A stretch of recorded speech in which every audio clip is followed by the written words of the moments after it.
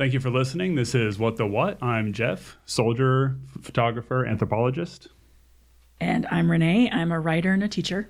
And I'm Scott, and I'm a photographer and a filmmaker, and I do not like raisins. Who likes raisins? Yeah, what are raisins all about? Why is that a thing? Yeah. Yogurt-covered raisins are great. Oh, that's not. So, and just so you guys know, Anna, who is our producer, did raise her hands when I said who likes raisins. She does like, you know what else she likes? She likes figs. I'm down with figs. You're down with figs? Particularly if they're in a Newton. Yeah, okay. I can have them in You'll a allow. Newton. But I'd rather have a strawberry Newton. And the aforementioned Anna is our producer. Say hello, Anna. And she's not going to say hello. She is the silent partner here. She was waving in a demure fashion for all of those who are listening. She's going to flip the bird later. Yeah. the demure aspect of Anna will slowly fall aside. So this is actually the 11th show that we're recording, but it's probably going to be the first one that we publish. So as we go forward, you're going to hear some things out of order, but we're really excited about this particular topic tonight, so we wanted to get this one out. It's timely. Yes. Yeah. It is timely. So, but before we get into that, there's a couple things we typically like to do. So for those of you listening to this for the first time, we is just three friends who are all intellectually curious, and we like to talk about media and how it relates to things in our lives or in our culture and our society and all forms of media. Although tonight we were probably going to be sticking mostly to a couple movies. Mm-hmm. And at least two of us here like to drink some beer. And so first thing we're going to do is we've got actually two beers that we're trying out today. One is from Santa Fe Brewing Company, and it is a mocha stout. And the other one, I'm still not sure how to pronounce this. Scott, you want to take a crack at this? Uinta Brewing Company. This is their Pack It Out IPA. May I spell it, please? Yes, please do. It's UINTA. And if you know how to say this, you should get on Twitter and tell us. Twitters. I wonder if it's like some kind of some Native American language that they're co-opting for this. Like the Oompa Loompas? Maybe. The Winta Wintas? I'm not sure. So, part of the intent is we want to be looking at local, like Arizona, Southwest, right? Southwest. Right. I think it's I was in a crunch, so I got these because they looked interesting. But they're close to Arizona, New Mexico, and Utah. Yeah, it's all four corners. Southwest. It's all four corners. That counts. Southern Utah. And then Renee, our graphic designer here, actually gets to take a look at these and look at the design and describe them for us and tell us what. Oh, yeah. So this is we've been through a lot, and you guys are listening to this for the first time. So I'm going to say that out of all the stuff you're going to hear from us, these are probably like a B, because one of them is just the Pack It Out IPA. Unita is fairly basic stuff, not that great. But the Santa Fe Brewing Company, that one's beautiful. That one is just I quite like that. That is that's like a dark copper can with the Santa Fe flag logo on it. New Mexico. In fact. New Mexico, right? New Mexico. That one's beautiful. Yeah, it is. We've had a couple cans like this before that were just a really, really basic, simple design, and they are eye-catching. Yeah. I actually picked out the Uinta one because I figured you would hate it. Yeah, that's right. And it is so on the nose. It's two people hiking through mountains, and it's called Pack It Out IPA, and it's really trying really hard to evoke a particular setting. Yeah, and it's also trying to mimic the National Forest posters, I think, a little bit, trying to that sort of like era of posters, but they're not that great. But I'm not really a beer drinker. Every now and again I take a sip, but they're actually going to try it and tell you, and we'll put them in the show notes so that people can see what we're talking about. So first off, I'm going to try the Java Stout first. This is the Santa Fe Brewing, and I've actually been to the Santa Fe Brewing Company, and I've probably actually had this before. Let's try it. Then you have to hear them slurp, which is always a delight to hear in your ear. Yum. Yeah, that. Oh, okay, I'm gonna try it. This is like that was kind of universal. Like when you were a kid, Yeah. and there was Hershey's chocolate, and you just went and drank the Hershey's chocolate, right out of the can. It's a little strong for Renee. It's like if it was Hershey chocolate and then you like put one little drop in a bunch of beer. So remember the Drew Carey show, and it was actually a joke in the Drew Carey show that they were going to mix coffee and beer, and now it's like it is every day. That is just what people do. That is It has That a is nice really good, though. afternote. It's an Imperial Java Stout. That is a fine looking beer. Oh, it's also 8%. I like that a lot. So let's try the IPA real quick, which we're probably Okay. both going to not like. But I'm gonna hate. Oh, this. really? You guys aren't? I was about to ask as if I knew what the distinctions were. that is skunky. Whoa. That is like So- the feet so of what those they- hikers. What they didn't show was in this little picture of the people hiking out, they're actually hiking out because they're running away from a skunk. And the skunk just pissed all over this beer. Okay, I'm gonna try this one too. And they're drinking the beer out of their shoes. Yeah. Oh Yeah. God. Yeah. I Oh am. God. You know, Why the humanity? That's just not right. there are people who drink IPAs and double IPAs and like 400 IPA, quadruple, octuple IPAs just because it's like a badge of honor to drink something that tastes that terrible. And survive it. yeah, this is, and I'm not an IPA. I know there are people who like IPAs. I'm very sorry if I've just offended you, but this is not like No way. tasty. Yeah. Full offense on that one though. IPAs and stouts are like as far as you can get on the scale, and I'm definitely a stout drinker. And really, it's smart, good-looking people that drink the stouts. That Yes. just fell on a totally Yeah. silent studio. Partly because So- I didn't like. I was like, wait, which one's the stout? Yeah. I couldn't track which one was which. So, speaking of beer, I actually just spent the weekend in Flagstaff, Arizona, for their Oktoberfest. Oh, And I, along with my partner who won't be named, we won the thawing frozen T-shirt contest. the what? There was three groups of people, and they gave us each a frozen solid T-shirt, and we had to thaw it off with nothing but our body heat. Oh, And so far, I don't think there's any photographic evidence of it. We hope not. Good, good for I'm the. hoping there's not. I'm hoping there is. yeah, we'll put that in the show I notes. had a great time. So, that was my weekend beer story, and I don't have a weekend beer I story. hope to never wear a frozen shirt. I actually finally got it on when it was probably about 50 degrees, and I almost died. But I had a good time, and we got a $100 gift certificate, so we all went out for drinks afterwards. Oh, nice. So it was an all around good time. Thank you, Flagstaff, for having us. We will be back next year. And Sponsored such by an honor. promo code. No, I'm just kidding. Promo code. So we're going to talk about some movies. Yes, Maybe. no segue at all. Can we do that, people? Can we talk about movies? I don't We know. are- We can go on another half hour about beer that I know nothing about. We are actually going to talk about two movies that have some similarities and some stark contrasting. So, and are both timely for what's going on in the world today. And those two movies are Hustlers. Joker. Hustlers and Joker. So there's a million different directions we can go with this. I just want to start off with just a quick overall impression of Joker from Renee. One word. Boring. Boring. That That's how Slate described it. Yeah. That is my number one. Scott? Best movie I saw yesterday. Yeah, it's not Taxi Driver. It tried. It tried. And maybe in the trying was part of its problem. Yeah. So I would, for anybody that remembers Dead Poet Society, I would, on the J. Evans Pritchard scale, I would say Joker rates really high on artistic merit and a negative score on the importance of what it was trying to say. I'd argue artistic merit on that Oh, one. well, we'll get into that. But I wanted to love this movie so much because of the cinematography. But we'll get into in a minute. We'll get into why I hated it, and I think I know why you hated it.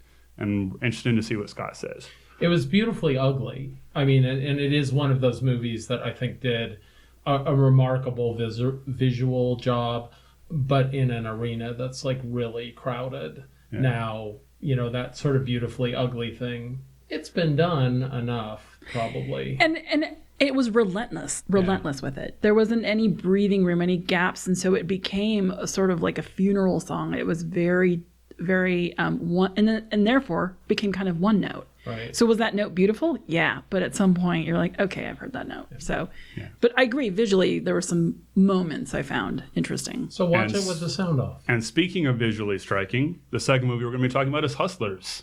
Yes. Oh, Which- you mean J-Lo being visually striking? which is interesting because as you guys listen to these podcasts, you'll hear me like recommend Hustlers like in the past. Like we'll have to like Right. yeah. So Hustlers did come out a few weeks ago, so you've seen it. I actually literally just saw it an hour ago because that's when I was able to go see it. So And I've seen it within the last week. So Renee, quick snapshot. I thought it was solid. Yeah. I thought it was pretty good. It's not going to win any Academy Awards, but I really enjoyed it while I was in it. Right. Scott? Hustlers, the female gaze on the male gaze. Is that a good thing? You're saying that isn't? I certainly want women to have an ability to have something to say about how men look at them. So Right. I wasn't happy with the way that men were portrayed in that movie, but I think that was kind of the point, and I'm good. I'm fine with not being happy with that because I think that it's actually long overdue that men are called to task and kind of made to be a little bit of buffoons, but to a point, and there'll be a lot more to talk about in that film too. Yeah, and for me, Hustlers really won me over at the end. There was a long stretch where I was starting to have flashbacks of Wolf of Wall Street, but it really turned it around, and I think it really turned around at the end, and it kind of highlights for me kind of where I want to start the discussion. So in both movies, you have people that are portraying people doing really bad things. Can I say one thing? Yes. We're going to spoil the fuck out of these movies. Good. Yes. Yeah, thank you. Just be forewarned. Yes. Thank you for that. So both of these movies portrayed people doing bad things, horrible things to people, and both movies in some way pinned that behavior on society. Tried to say that, well, they're if not for the way they were treated, they would have been different. I think Hustlers did that message much better than the Joker did, But not perfectly. I mean, yeah. Whereas the Joker, all right, well, let's just get into it. I'm going to throw this question out there: was Joker an apology for incels and male rage? I mean, if he, oh God, I mean, there Clearly, was you have this all thought out in advance. there was so much dancing in that film, and he felt like that Joker, not yes, Hustlers, yes. Joker. Yes. Both. There was Well, quite a actually, bit of there's not as much dancing dancing in Hustlers. Actually, not Yeah, as much as you would have thought. the movie about dancers had less dancing than Joker did. Right, Joker was so. I don't think so. But I don't know. I'm not familiar with that. I'm not familiar with that sort of take on the world. I can just say that it felt like it was one of those movies that wanted to have its cake and eat it too. Wanted to be like it was a political movement, but he was so oblivious to the own political movement and then he wasn't actually taking a lot of ownership of the violence even. Like it wasn't a maniacal plan of any sort. He just fell into it. It was like happenstance, like nothing about, it was just, as far as I'm concerned, it was a hot mess. So I don't know. I don't know. I agree. I mean, I also thought it was a hot mess. And I think part of the problem, and to your question, Jeff, about, is this an apology for incels? It's like, yeah, but like it's so muddled on so many that that's part of it. But it's also, there are people with resist signs and people wearing essentially the analog of Guy Fawkes masks. And then they're beating up police. So it's, there's sort of like police lives matter and there's kind of like Black Lives Matter in there somewhere. And there's all this sort of weird messaging that just was like, I couldn't, it shifted for me so many times that I couldn't get my head around, like, what is this movie trying to say? And clearly Joker, they're trying to show that Joker is like kind of getting off on the chaos and learning that he's getting off on the chaos. But I don't know, as an audience, that it really worked for me. Yeah, so the director, Todd Phillips, and I've been trying for the last couple of days. I saw this Thursday night. It's now Monday night, so I saw this about 4 nights ago. And I've been trying for the last 4 days to formulate exactly how I want to say this. I think this movie represents Todd Phillips' point of view extremely well. And I think that point of view is he only started becoming socially aware when his status started getting challenged. So him as a man, or him as a person. Okay. As a person, him as a man, him as a creator, him as an artist, as a comedian. once his status started being challenged, what he thought of as normal started getting challenged. He started feeling threatened, and this movie is an absolute representation of that threat to his id, his psyche. So, and not there's nothing about Todd Phillips that would make me think he himself is an incel, Right. but he's definitely tapping into that angst and saying all that rage you feel is justified. It's somebody else's fault. And I know, Renee, you're itching to get into the way black people are portrayed, particularly black women, and it definitely hung a big target on black women as a source of where that rage is coming from. But interestingly, there's multiple scenes in which he is physically attacked, right? All done by men. Like by the second time he was on the subway getting kicked by a group of hordes of men, I thought that was also an indictment of hordes of men, like men roving in packs and the violence of men against men. Like I thought that was interesting because I will say that one of the things I expected but didn't happen was that he was going to be shunned specifically by women, and that whole relationship ends up to be false. But also, it wasn't.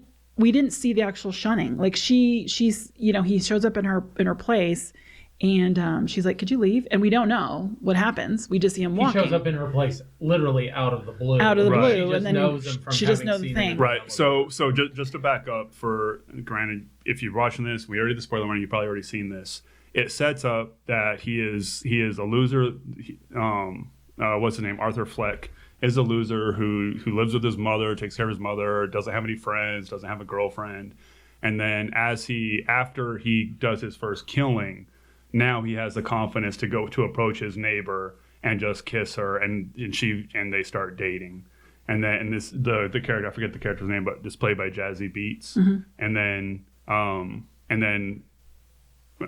another 30 minutes later, we come to find out that entire relationship was in his head. And when he shows up in her apartment, in reality, she's like, "Why is this strange guy I don't know in my apartment?" And you say we don't know what happened afterwards. I think it's pretty clear that he killed her and possibly the daughter. That's my guess. Is that I think I don't know. They showed everything. Well, except the woman. Well, I guess they didn't show any violence against women because it's implied that he kills the woman in the end too. And then you just see the blood, the feet and the blood, but. There's no violence against women shown. But we never see her again. And as he's leaving the apartment, he's laughing in that confident manner. So somebody could say plausible deniability that he just left her alone and didn't kill her. But I think that they were going for the No Country for Old Men ending. They were recreating the ending from No Country for Old Men, and it's pretty clear that he killed her. My take on it, Renee and I sat next to each other watching it, so we saw it and probably have some different takes about some things.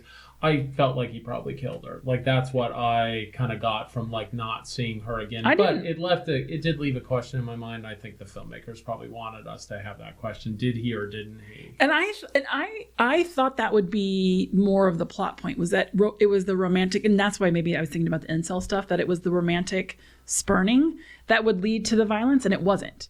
And so I felt like, at least in that sense, it played against what I feared most, which is that somehow the women were the source of if she had just quote unquote loved him, he would have been fine.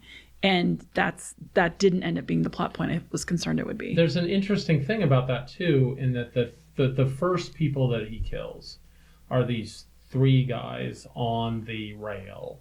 And they're basically just sort of taunting and menacing this young woman who's just sitting there reading a book. Mm-hmm. And they're clearly making like some kind of quasi-sexual advances to her and just being dicks. And at this point, Arthur Fleck is a few seats down, and he has this neurological problem where even though he feels differently, he can't stop laughing. So he ends up sort of drawing their attention just because he's laughing, and he ultimately ends up killing them. But he doesn't end up killing them or even like doing anything to intervene with this woman. Like he's totally like not having, because I thought at one point it's like, oh, maybe he's actually going to sort of stand up for her and do something, and and then maybe she'll spurn him after that. It's like, you're weird, and walk off. But it doesn't happen at all. She just sort of exits the scene, and then there's a fight, and he ends up killing those 3 guys. And it like, those guys are villains, so they're like your sort of, your fraternity boy rapists that we have in the news these days. And then totally on the other hand, we've got like the Antifa people who are out with resist signs. You can't figure out who this filmmaker has a knock against, or it's just he's either got a knock against everybody, or he truly is just trying to say it's just political chaos. And if he did that, I don't think he did a great job with that, frankly.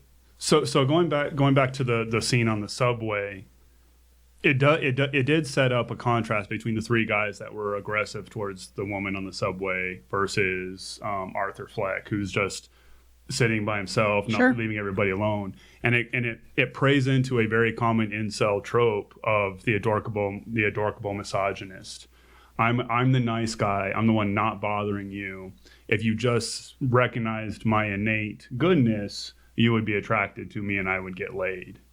That it's pretty clearly the subtext of that scene. I don't think so. She left. She walked out of the scene at some point. She was moot at some point, like in that particular scene. She left after the guys became distracted by Arthur's laughing. So then they directed their rage towards Arthur. Yeah. But I guess I did. You can read it that way. That's not how I read it. I think the scene that was more scary to me was the moment where he has a very, very small interaction with the woman in the elevator. And suddenly he's obsessed with her. Jazzy Beat. Jazzy Beat. Like, and I was just like, can't a fucking woman just look at? Can you not just have a conversation with a human being in an elevator without them becoming fucking upset? Like the sort of like constant pressure and violence women sort of are always confronted with just because you're interacting in the world. That part really pissed me off. But I didn't at that point within the movie think that he was condoning that he was saying that was right. In fact, he was a sign of his unwellness. And the women in Hustlers, they took that into their own hands, right? So the result for the women in Hustlers is they had a lot different way of interacting with men. And men ended up being the patsies, and the women in Hustlers ended up being the deplorable or not, their actions ended up being the sort of the strong players, and the men were the ones who needed to really be watching their backs. Yeah. Yeah. So pro that. Yeah, and so speaking of Hustlers, so Renee as the one female on this panel, and we've kind of had this conversation before. Right. Yeah. What did it mean for you seeing women, even though they were played as villains or anti-heroes, but what did it mean to you watching that and saying, did you have a sense of catharsis saying, yeah, finally? Kind of, yeah. I will point out, though, that the other thing that Hustlers does really well is it's women of color. Because if it was a bunch of white ladies up there dancing, not to say it wouldn't have been as great, but there was something very specific about it just being a nice mix. I mean, because there were women who were white in it as well, but just it was a nice mix. It was people, all women, all persuasions, mixed cast. It was Jennifer awesome. Lopez, Constance Wu, and Cardi B stole every scene she was in. Yeah, I mean, she was great, right? And it felt like, and Lizzo was in it. I mean, fucking, so it was really awesome that way. It felt like the people you meet in New York.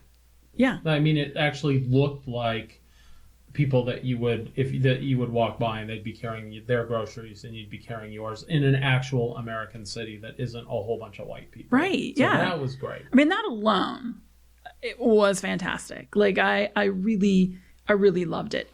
I will say that as far as that film goes, what was really, that was a film that sought to entertain us. It gave us, the pacing was really brisk. It gave us, it didn't delve, really deep emotionally. It wasn't trying to go real deep into their psyches of any sort. It wasn't an exploration of that. It was women who are like, let's take advantage of this opportunity. Why not? And in that sense, purely separate from like the victims part of it. Although I did think they did a very good job in that movie of having one character sort of like the one that kind of ended up toppling everything because they ended up feeling sorry for him. It's one of those things where we've talked about this and you guys will get to hear about this later. Framing, right? It's framed from their perspective. In that sense, it was really entertaining. Now, who knows how many other lives were ruined by what they did? At this point, I'm not necessarily interested in that, right? Like, so it is, by the way, that is unlike Joker. Is I think they said at the beginning, inspired by a true story, and the story was a lengthy story that was in the New Yorker. And so there are real women that this was based on and stuff, but it does cop to the fact that it's not a precise retelling of the story. And like you said, it was intended to be entertaining. Yeah. It was. So one thing Hustlers did, actually there's two things that Hustlers did really well that Joker failed at. One, it was a legit critique of capitalism. It was a very strong critique of capitalism, and it hung all of their behavior on a capitalist society that pushes people to treat everybody around them as a commodity. And it was a very clear critique of that system. Whereas Joker, and again, it goes back to what I said about Todd Phillips only being somewhat socially aware. It pretended to be a critique of modern society and capitalism, but it had no clue what to actually do with it. So it slipped from populism into demagoguery pretty fast. I think he said in one interview, it's really paraphrasing, but it's really hard to be funny with woke society. And it's like, well, fuck that. You can woke society. I know woke is a stupid word that nobody really wants applied to them, and he's clearly using I don't mind it. He's clearly using it as a pejorative, but it's like, well, if you feel like you can't be funny to the way society's moving, maybe you ought to change and find new ways to be funny. Yeah. I want to come back to that here in a minute, because that's you may. Yeah. We'll allow it. Bookmark it. But the second thing that Hustlers did extremely well, and this really comes down to framing, was it ended by showing the consequences and not showing like their actions hurt people. It hurt themselves, it hurt their relationships, it hurt their families, and it hurt their victims. Whereas Joker ended with a slapstick Scooby-Doo ending where he just butchered a black woman, and then he's running back and forth down a hallway as guards try to catch him. And for somebody who is not, I'm going to step out of the sociological critique and just throw in there, for somebody who's not like steeped in this DC universe, which is me, or any superhero universe, it was so weird at the end that all of a sudden he was in the asylum, and then Renee explained to me, well, he has to be, because in the narrative of the Joker, he ends up in an asylum, but you miss everything that gets him there. He does this almost Christ-like sort of like lays out flat on a truck and rises or on the hood of a car and rises from the dead. I mean, it's very sort of almost religious in how it's portrayed. And then it's like, cut, he's in a mental institution, and we missed everything that happened in between. So that was just a little odd. And I guess if you're in the universe, you understand that, but I'm not in the universe, so that really confused me. I actually thought, was the whole thing in his head? And Renee said, no, it's not. Well, so I was actually just going to bring that up. One of the tropes of the Joker character specifically is he's an unreliable narrator, and his origin is always murky. And a lot of people say that it's best if he doesn't have an origin, but in reality, he's had multiple origins, and nobody really knows which is canon, because I don't think anybody really cares. Well, it's not that people don't care; it's that they prefer there not to be. So you're saying he can achieve multiple origins? Yes. Wow. Good for you, Joker. Is that the name of this episode? Multiple origins. Achieving multiple origins. Yeah. So within the context of the movie, there is a frequent use of the unreliable narrator. So that particularly that scene where he's being hauled off in the cop car and looking out at all these people rioting, and he's admiring his handiwork, it is questionable if he's actually seeing anything in reality. But then there's the point where they actually lift him up, and it's like, all right, that in film language, that's telling us that it's really happening versus it's not happening. Although going back to what you said at the very beginning, this is Todd Phillips trying to have his cake and eat it too, because almost everything in that movie could be explained in two different directions depending on what they want the sequel to be. Oh God, a sequel? Yes. Oh God, let's not. Really need to talk about The movie made $94 million opening weekend. It's the biggest opening in the history of October. The fourth biggest R-rated opening in history. Yes, this will make a comeback. Maybe. I mean, but we'll see how it sustains, because it might drop off. Because it's not. I don't know anyone who. Well, it's not an action film. It's really not. There's this film called Blue is the Warmest Color. Have you guys seen that? It's a French film. We're shaking our heads no. Okay, yeah. So it's this French for film. the hearing impaired. And I didn't intend to talk about it, so I don't have these facts laid up. I don't have the details. Okay, but it's a French film, and it was very French in the sense that there's these very long, lingering, slow motion, like shots of the main character, and it's very loving. The camera is on her, and she's beautiful, and she's dancing. And it felt very French in that way, you know, like it's like just linger on her, she's beautiful, just look at her, she's beautiful, you know, and I was like, okay, speed the fuck up, like she's fine, I don't want to see her anymore, right? And that might be a very American aesthetic where it's like get to the fucking point. Although I will say that Blade Runner 2049 does something similar, but I love it when it happens in that one. But anyway, so I felt the Joker was the same way.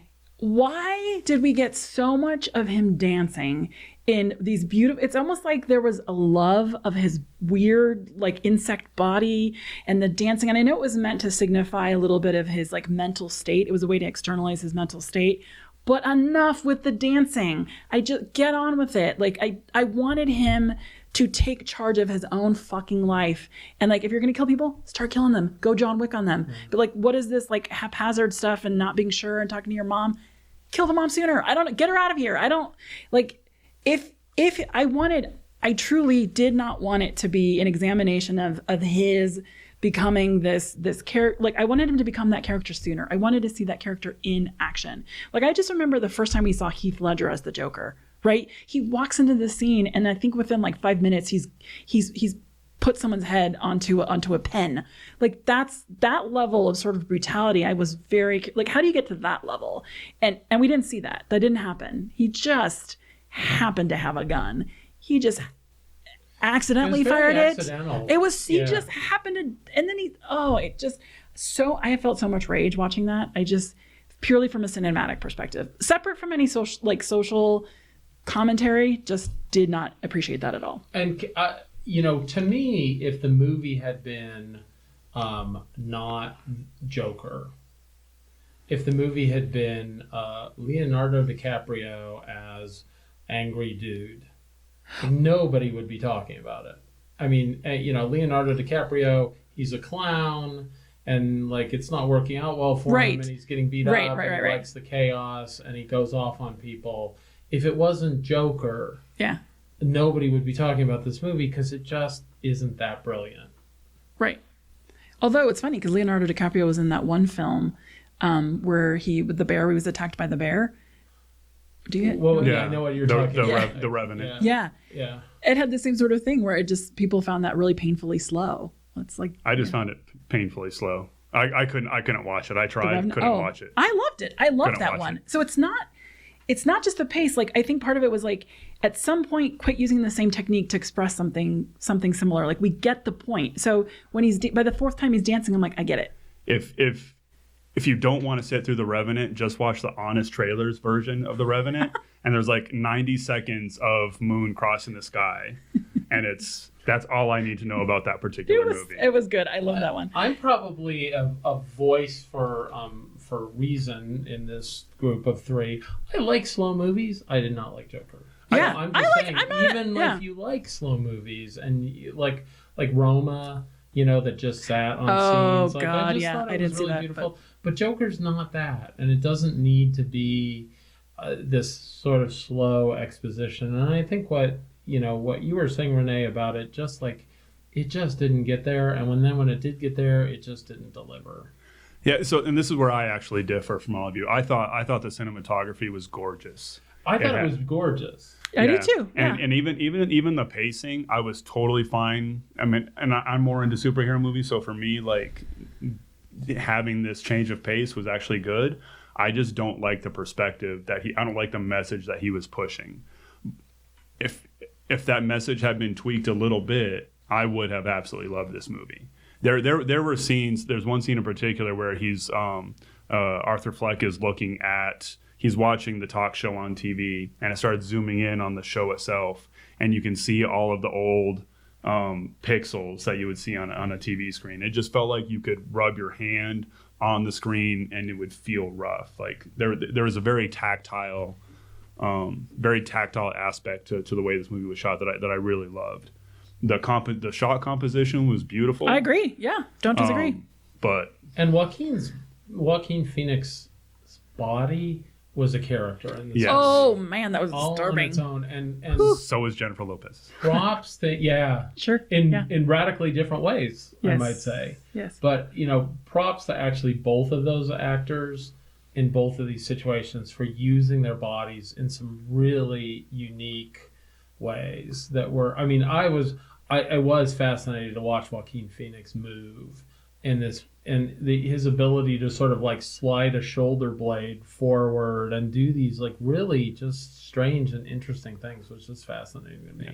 So I'm going to go out on a limb and suggest that out of the three of us, I probably spent more time in a strip club than either of you. And I can tell you... In a what club? In a strip club. Oh, I've probably spent more time in a strip club than either of you. Club, and I was like, well, no, I've done some writing too. Okay, good. You were in script club? I was like, this is new info. You must have been one of the cool kids. And I've actually always wanted to see a movie made, although I wanted it to be made in the vein of Waiting. If you remember that comedy about like chain restaurants, I always wanted to see a strip club movie written by the same guy who did Waiting. I think that would be brilliant. But this movie was pretty damn good. And I can tell you, Jennifer Lopez's dancing, her pole work was world class. Oh, yeah. It was phenomenal. You don't need to have experience to know that is the case. Yeah. That was beautiful. So there were a couple things really about Hustlers that jumped out to me and Jeff, while I think you're right on with, there were consequences for what they did, and by the end of the movie it played out the consequences. Well, I'll tell you where they lost me, and I'll tell you where the characters lost me. The characters lost me when things were going good. They're like buying Cadillacs and drugging people. And when things are going bad, they're like, boo-hoo, we did it for our kids. And I think that the we did it for our kids just should have not been. I would have felt so much more on board with them if they were just like, fuck these guys, we're going to take them for their money. And, we're going to do what we want and we're going to have some power. But it kept coming back to this thing. Like when it was bad, they were sad. And it's like, well, you have to think that if you're doing, if you're committing felonies, it might actually go bad. Would you have the same criticism for The Sopranos? Because The Sopranos, that mixes the message all the time of, well, I did it for my family, but I'm also a greedy bastard. I do have that criticism of The Sopranos, by the way. Okay, all right. So fair enough. But I think a little bit of it though is that children do trap you.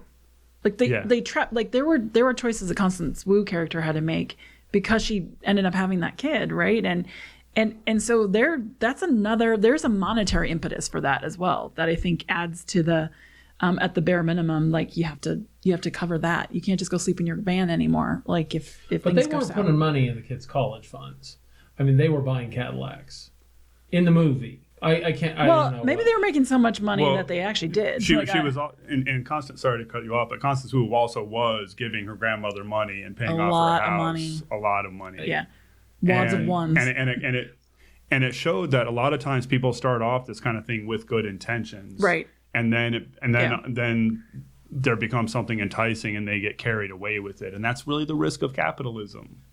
And I'll agree with you on that. And maybe that might actually even soften my view of them a little bit if I kind of thought about it from the standpoint, got into it for the right reasons, but definitely got off the track. Because if you're dropping essentially, ketamine into people's drinks, I don't think we should consider the women who actually did that to be heroes in any sort of way. Just like we shouldn't be considering anybody who drugs anybody a hero. And so I just want to make sure that for me, I'm stepped back from considering them to be heroic. I wouldn't call them heroic either.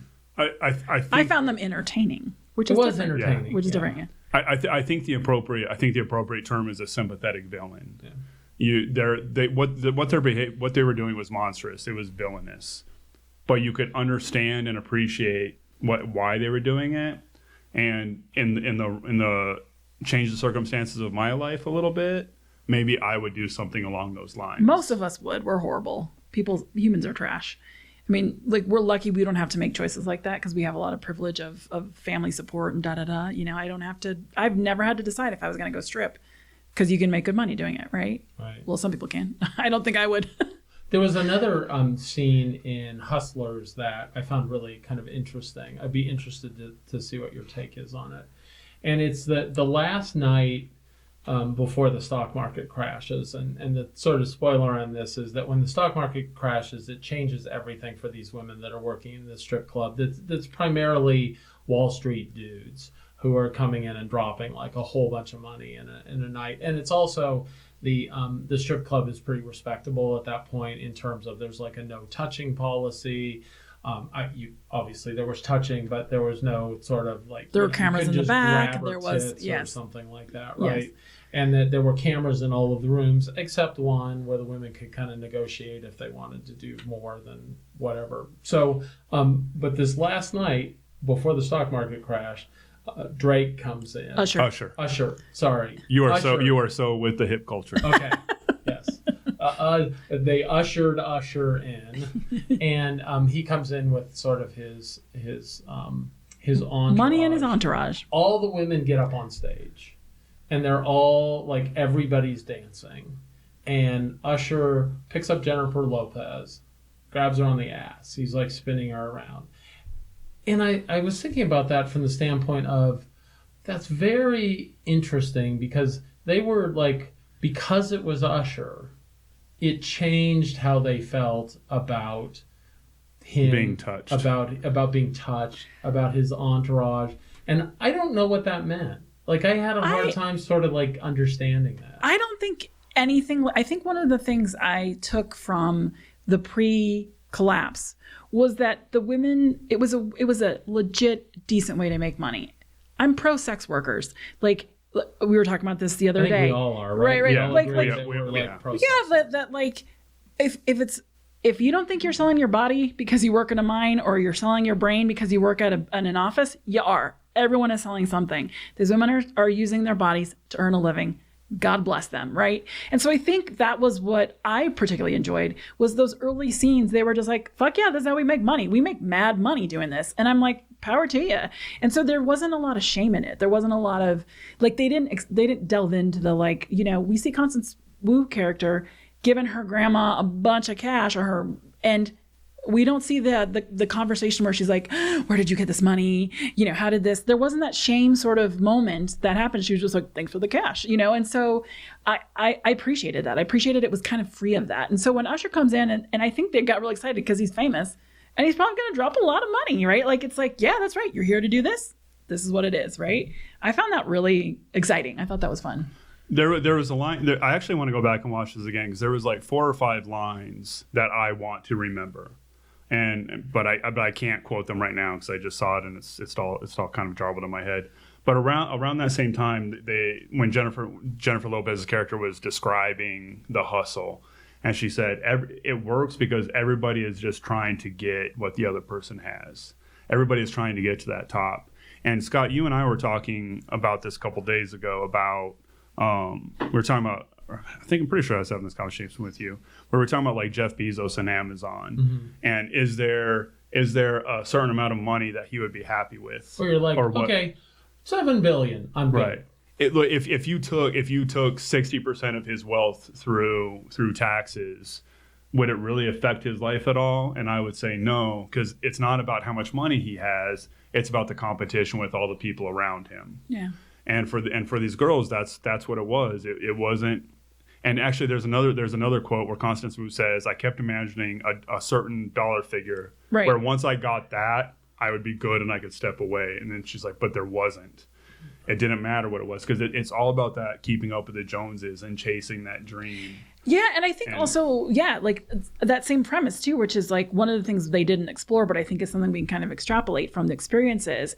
You know, just because you have money doesn't mean you know what to do with it. Like, I think when you grow up in a community or a culture where you spend the money when you have it because that's all you can do, because you're going to have to spend money on dental work later anyway. Like, your money's always accounted for. You're just going to spend it. So it's not like you suddenly steal that money and then you put it in a 401k Roth IRA and like live off the interest. That's not how it works. I mean, you have to be extremely privileged to know how to like build more money. So I make a pretty good living right now. I've been in my career for 21 years. I make a good living. I am freaking broke right now. Yeah. Because that's how I was raised. Yes, When we got to my yep. house tonight, I had my rent money from my roommate on my desk, and I was like, sweet, I can buy food on Friday. Right. Yep. That is it. Exactly. Same. I mean, I grew up really poor. And so you just went to school with a lot of rich people. There's just a cultural competency around money that does not exist unless you grow up in it. So, So part of me is like, yeah, you go girls, buy that chinchilla coat. I can't say I wouldn't do something similar. Right. I probably would not get a fur coat. I have so many books. My mother liked to stress the fact that we were upper middle class. Oh, did she? Yeah, upper was very important to her. Yeah, I mean, I grew up She's in like the bouquet, yeah. I literally grew up in a trailer park driving a 76 Ford Pinto. Sure. Like, Ford Pinto. That's awesome. And for those of you of a certain age, when you hear Ford Pinto, you're going to chuckle. Yeah, that's great. We never got rear-ended. The car never blew up, fortunately. Good. And years later, I actually fixed it up, and it was technically my first car. Yeah. Briefly. Exactly. And I'm distracted now because Scott is furiously writing notes back and forth to the sound class producer. To Anna. I kind of like her. You think she'd go out with me? Anna? Yeah. No, I don't think so. You don't think so? I think she's more a Joker type. Side note, everybody, Anna and Scott are married. And Yes, so that's it's, true. so. And side For note. 407 years now. Yeah. And side note, Joker is more her type. You like Joaquin Phoenix? Yeah, she said, meh. She said, Yeah. So, yeah. Do you like Joaquin Phoenix's money? See? There you go. Capitalism corrodes relationships. That's the point of it. I would sell out my husband in a heartbeat to get rich.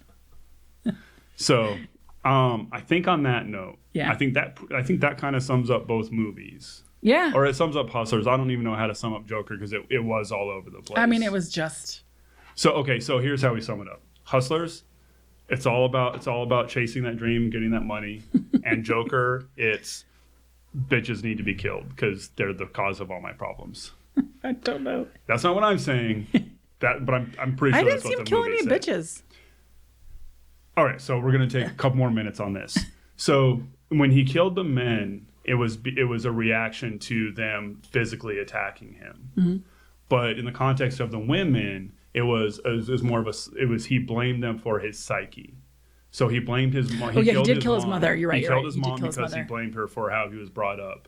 He killed the psychiatrist because he blamed the other black female psychiatrist for not fixing him or not recognizing it. That's the thing is I don't think those links were clear clear enough. He killed Jazzy Beats because she didn't recognize his innate goodness or his innate whatever strength he thought he had. But we see, except for the mother, we see none of those murders. So if there's a sequel, God help us, maybe we might have a little more insight into actually whether or not he killed the woman in the apartment. I don't think there's going to be a sequel in this one. Oh, I think this particular character is going to tie it. There's too much money at stake, and it's gonna. So, that backstory, the whole Batman thing is being rebooted with Robert Pattinson playing Batman, and I think it's almost a guarantee that this version of Joker will appear in that movie, if not the Batman sequel. There's too much money to be made to leave this aside. It was I think it's not going to do well. Continue to do well. So quick yes or no question. Yes. Would you describe Joker as a misogynistic movie? No. No. That's interesting. Because for me, unequivocally, absolutely, yes, it is. So it's interesting that the one female says it's not misogynistic. I don't think it's more misogynistic than any film that doesn't have very many women in it.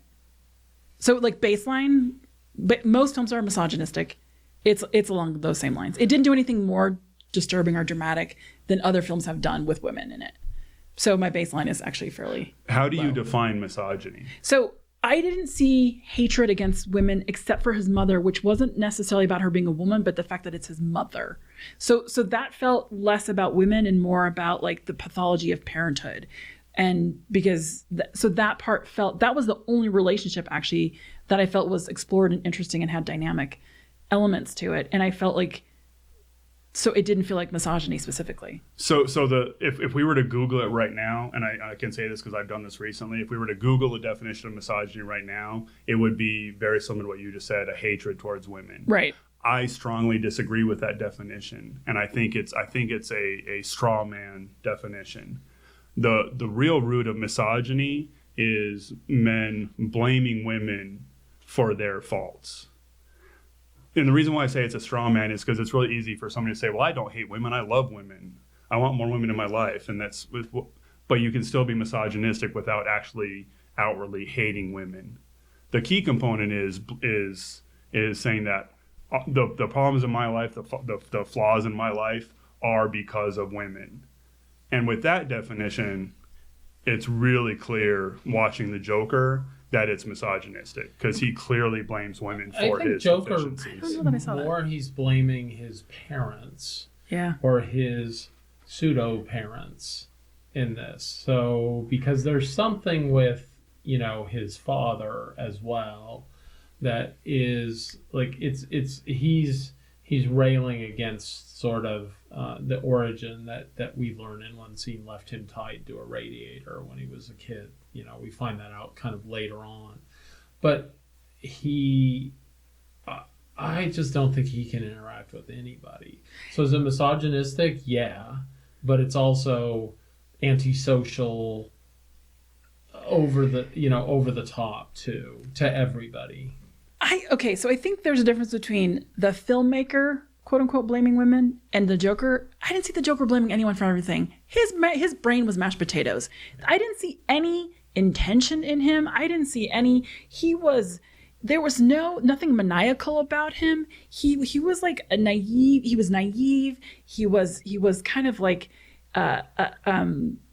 awkward and I didn't see any of that from him. I think he was just ready for chaos and to let the dark thoughts just kind of take over, which didn't feel like that. I think maybe that's for me the sort of the key point. He never took ownership of anything.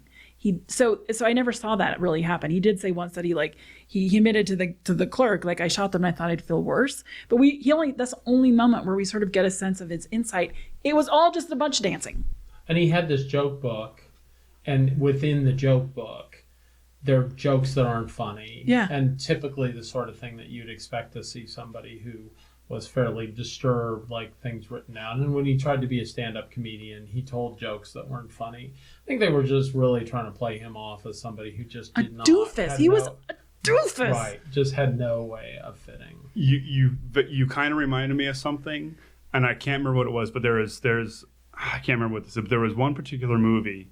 And one of the plot points of the movie was like the most brilliant poem that had ever been written. And they never actually showed the poem. Right. Because, and I wish I could remember what the actual movie was, because the guy writing the screenplay for the movie wasn't that good of a poet. Sure. So if you actually show the poem, it'd be like, well, that poem sucks. But if you don't actually show the poem, you can imagine how great it was. 100%, yeah. And the jokes in this and the pseudo-intellectualism of them kind of shows that with Todd Phillips and the screenwriters weren't as brilliant as they thought they were.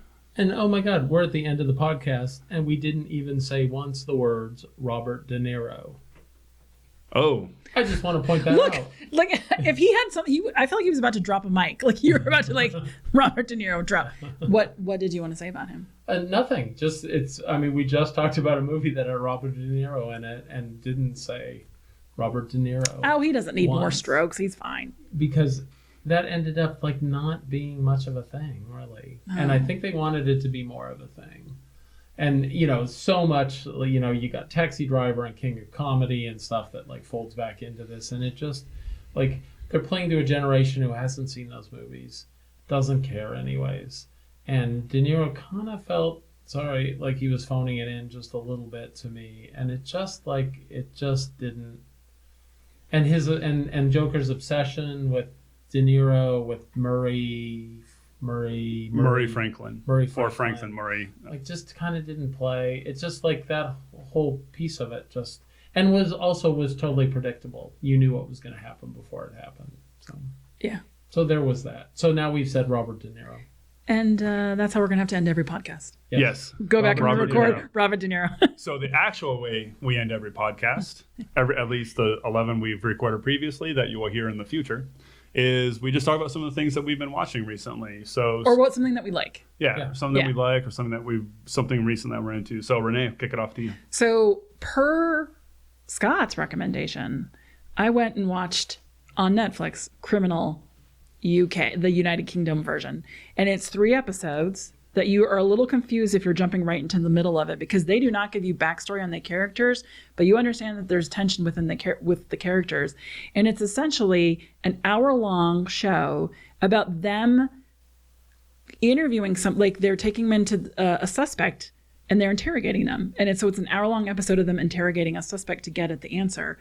Of solve the crime, whatever it is. And it's apparently an elite unit that's pulled together to do just this specific thing. And it had some interesting it had some, again, I'm very confused about if there were episodes proceeding and not proceeding it, following up, but I don't think so. But it tosses you right in. You have to keep up. And it is my favorite thing to watch an interrogation. The psychology of it, the prep work that they have to put into it, and then just the conversation and playing it out. And then it was shot really beautifully. Tonally, it was just really dark, moody, very, very well done show. I was very impressed. And so the only drawback and then apparently there's one from Spain and Germany, and there's a couple from all over the world. The only drawback to those is that I can't wash dishes while I'm watching it because you have to read the subtitles. But that show was spot on. I think I watched them all in one night.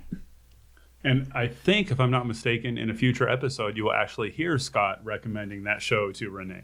Did you? No, I think you did it off. Travel. I think it was on. It was on Mike. Yeah, I think it okay. was. That's what I liked last week, which will happen in the future. That's Yeah. awesome. So maybe 2 or 3 weeks from now, you'll hear that recommendation. So Scott. Just a fun show with an Australian TV show with Lucy Lawless called My Life is Murder. Oh. And she's super cute in the movie and TV series, and right? capable. Is it a TV series or a movie? TV series. Oh, okay. And she is a retired detective who gets pulled back in and solves crimes. And it's just really kind of fun. It's sort of a midsummer murder. I mean, it's not like a heavy, dark, gritty murder mystery. It's much more, it's kind of bright. It's almost a little funny in some places. So I really like it. Lucy, let me try that again. Lucy Lawless, My Life is Murder. And I think it's available on Canopy, Acorn. Sorry, It's on Acorn. Acorn, which many of you can get free from your libraries. Check it out. Yes. Yeah. Cool. Heck. Yeah. Get it free from the library. Oh my God, the library has things you can have for free. I said that because I work at a library, everybody. So, yeah. And 2019 has been a giant entertainment slump for me. So while Scott and Renee tell you what to watch, I will tell you what not to watch. That's definitely Jeff's brand. Do not watch the Netflix series Slasher. It is terrible. It is garbage. It is trying to cram 5 much better productions into its show. And I kind of hate myself for actually going all the way to the final episode. Did you keep hoping it would get better? No, I knew it was going to suck from the beginning, but I just wanted to see how it ended. God, that sometimes you invest so much time. You're like, I'm just going to see it through. And I blame my friends that I was in Flagstaff with for even introducing me to this pile of crap that was and the a name TV show. Slasher didn't cue you into the fact. I that didn't it have a wasn't gonna be choice. good? I was not in control of the remote for yesterday morning. So do not watch Slasher. It's terrible. And on that note, that is pretty much how we wrap up the show. In the next few weeks, you're going to hear us talking about a myriad of different things, including Your mom? monsters. No, not my mom. Or your mom. You might not hear about monsters because that one kind of sucked. Yeah, we're not sure yet. It's going to get broadcast. But you'll hear about monsters, anti-heroes, framing. Male We have a gaze. bunch. What's that? The male gaze. The male gaze, specifically the male gaze turned on males. Yes. Right. So we've got quite a few shows coming up, and then and we're getting ready to start planning our second season. So So let us know if you want us to cover a yeah. topic. So listen to we appreciate you listening and listen to the upcoming shows. It's going to be kind of we're almost like marking this thing where we're kind of starting off well, and as we progress through the season, we're actually going to where we first started. So you're actually going to see the quality kind of ebb and flow as you're listening. I mean, but- I'm always on point, but I think the rest of them maybe not as much. well, like you're going to hear one episode where you can barely hear Scott at all. So Which I think is a shame. Which was intentional. That was a yeah. Yeah, I actually painstakingly went through and edited out everything he said, and it took me a week. So, Hashtag worth but it. you'll hear some dips and flows in quality, but hopefully you'll stick with us. And when we come back for the second season, it's going to be all fantabulous. We may have this figured out. Yeah. I don't think so. We're probably going to change something based on feedback. So, I mean, So- technically. technically Yeah. correct. We are speaking into microphones. Yeah. That's pretty cool. speaking in a banana. We have a full-on mixing board. We have a microphone. We almost have headphones that work. They always work half an hour after everybody leaves. I don't know why they don't work now. I'm but- sabotaging them because I don't want to wear headphones because we have to turn off the air to record. Yeah. So it is really hot. We're always cooking. Yeah. All right, thanks for listening. That was What the What. You can follow us on social media at WTW Popcast, and that's on Twitter, Instagram, and Facebook. You can also email us at wtwpopcast@gmail.com. And I just want to point out to everybody that is Popcast. So we're talking POP cast. You can also find me on Twitter at Special Feather.